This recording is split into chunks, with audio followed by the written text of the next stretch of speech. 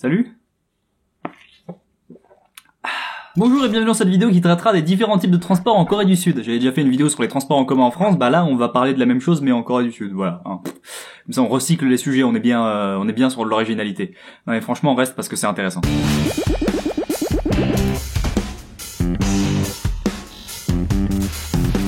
Parce que oui, qui dit pays différent, dit transport différent. Et parce que je pense sincèrement qu'il y a des choses marrantes ou juste intéressantes à noter. Commençons par parler du métro. Et déjà, je vous arrête tout de suite, oui, il y a du wifi dans le métro. Mais pas dans le métro. En fait, il y a du wifi tant que vous n'êtes pas en mouvement dans le métro. En gros, il y a du wifi dans la station, mais pas quand tu bouges, pas quand t'es dans le métro, tu vois. Mais après, si, il y a le wifi dans le métro, mais ça c'est un autre routeur, il faut avoir un certain abonnement téléphonique pour l'avoir.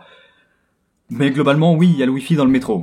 Mais surtout dans la station. Mais bref, disons que vous vouliez acheter des tickets de métro. Bah alors oui, déjà, si vous voulez acheter des billets de métro, ça dépendra de la ville. Hein. Et selon la ville, vous pouvez avoir des cartes, des billets ou des jetons. Mais quoi qu'il en soit, il ne faut surtout pas les jeter parce que vous allez en avoir besoin pour sortir de la station. Parce que oui, ici, contrairement à la France, les portiques de sécurité à l'entrée et aux sorties des stations ne sont pas fermés. Ils sont ouverts. Et c'est quand t'essayes de rentrer ou de sortir sans jeton, carte ou ticket, que là, les portiques se ferment violemment et se mettent à hurler une alarme en mode « Cet homme est un voleur! Voilà, va payer ton ticket STP !» Et ça, c'est à l'entrée et à la sortie, donc garde ton ticket. D'autant plus que si c'est une carte et que t'es à Séoul, cette carte, tu peux te faire rembourser une partie de ta carte. C'est particulier le système ici, hein. Genre en gros, tu vas acheter une carte et dans le prix de cet achat, t'as un espèce de coût qui est lié au fait que tu vas te faire rembourser plus tard.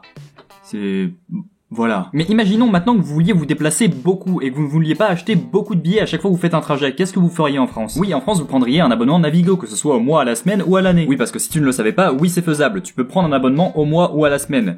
Voilà, c'était gratuit, c'était le tuyau, ça fait plaisir, abonne-toi, comme ça on est kiff-kiff. Hein. Mais bref, en Corée, tu vas acheter ce qu'on appelle une T-Money Card. C'est une carte que tu vas acheter dans un convenience store du type 7-Eleven ou Ministop ou autre. Et si tu ne sais pas ce que c'est qu'un convenience store, essaye d'imaginer qu'il y aurait des Carrefour Market tous les 300 mètres en France.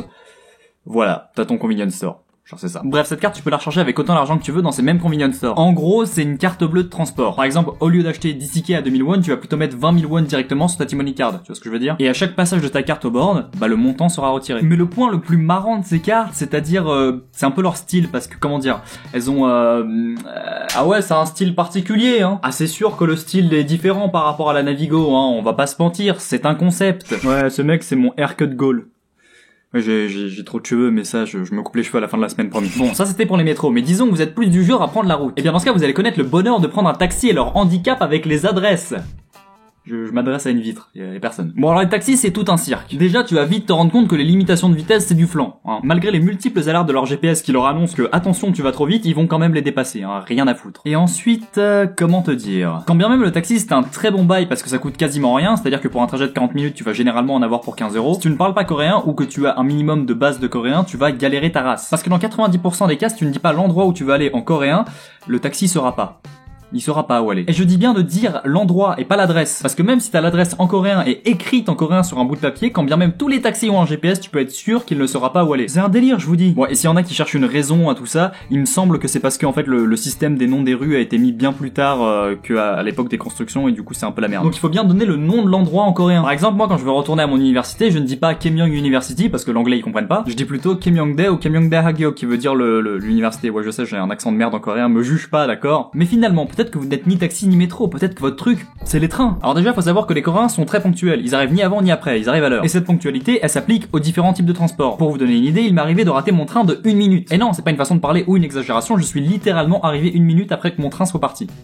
Ah, après l'heure quoi. Alors non, c'est pas une plainte parce que c'était ma faute, et celle du taxi qui m'a amené là-bas, mais c'est juste pour vous montrer à quel point la ponctualité c'est important en Corée. Ah c'est sûr que c'est pas quelque chose qu'on verra en France, la ponctualité, hein. Bon, la SNCF, je vous vise pas, mais un peu quand même. Hein. Bon sinon vous serez pas trop dépaysé, parce que les trains grande vitesse ici sont appelés KTX, mais ils sont pris sur les plans d'un TGV, donc c'est exactement pareil qu'un TGV. Ah c'est pareil de A à Z, tu vois les tables carrées où il y a des bébés qui pleurent?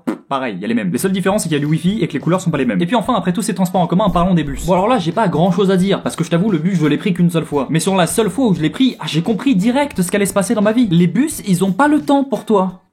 Pas vraiment pas, genre non. Une fois que le bus est arrêté devant toi, t'as littéralement 5 secondes pour monter dedans, sinon c'est trop tard. Et après, une fois que t'es dedans, généralement le conducteur il se prend pour Vin Diesel pour arriver jusqu'au prochain arrêt parce qu'il a pas le temps. Je te dis, il veut être ponctuel, il a pas le temps d'arriver 1 minute en retard au prochain arrêt. Du coup il fonce, il est à 300 à l'heure. Qu'il neige, qu'il pleuve, ah ça il en a rien à foutre. Ah il s'en fout. Lui ce qu'il veut c'est arriver à l'heure. Et du coup quand t'es dans le bus, je te jure que c'est grave un challenge de descendre dans la bonne station. Ah si tu clignes les yeux le mauvais moment, c'est bon t'es déjà au terminus hein. Ah les bus c'est un délire. Bref c'est tout pour moi aujourd'hui, n'hésitez pas à vous abonner, cliquer sur la cloche pour ne rater aucune des nouvelles vidéos, mettez un pouce bleu, suivez-moi sur les réseaux sociaux @elonantonin, Twitter, Instagram, Facebook, ça fait plaisir. Voilà, c'était le Cookie Boy pour vous servir, je vous dis à la prochaine et ciao.